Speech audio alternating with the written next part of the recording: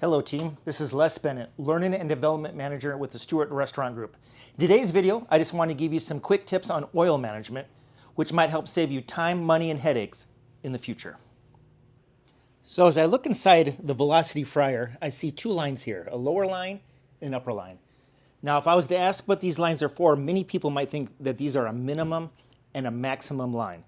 Now in some fryers that may be the situation, but in the Velocity fryer, these are actually a cold oil and a hot oil line. Now the system is designed that you should never have to manually add oil. It will do that on its own. But if you ever find yourself in a situation where you do have to add oil, maybe the pump has gone out or you're doing an oil change, whatever the reason may be, these are the lines you can use as a guide as you manually add the oil.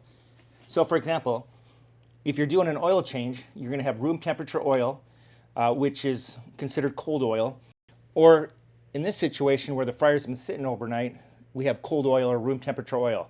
So if the vat is full of cold oil and now I'm going to manually add oil, I wouldn't want to go above this bottom line. Reason being simple, as the oil heats up, it's going to expand and rise. Now if the fry pot was already heated up and I'm adding oil to it, at that point I'm going to use the upper line as the hot oil line.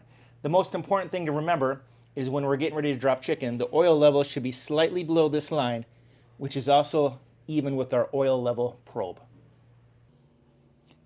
Now some people may ask, is it really that big of a deal if I overfill the fryer and I fill it above that top line? I've even heard cooks say things like, well, I want to make sure all the chicken gets covered, so I'm going to make sure there's plenty of oil in there. Well, here's the problem. If you put too much oil in the fryer and you overfill it, and then you drop your chicken, especially an 8-head, all that oil is going to get displaced. It has to go somewhere. And where it's going to go is it's going to rise and it's going to go through here, and it's actually going to go into our pressure system.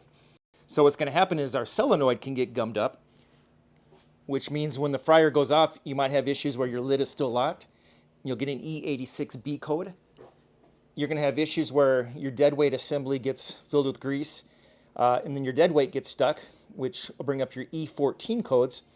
Or what's going to happen is your condensation box in here is going to get plugged with oil, which means the condensation can't drain down to here, and instead you're going to have all the grease and the water shooting out of your stack.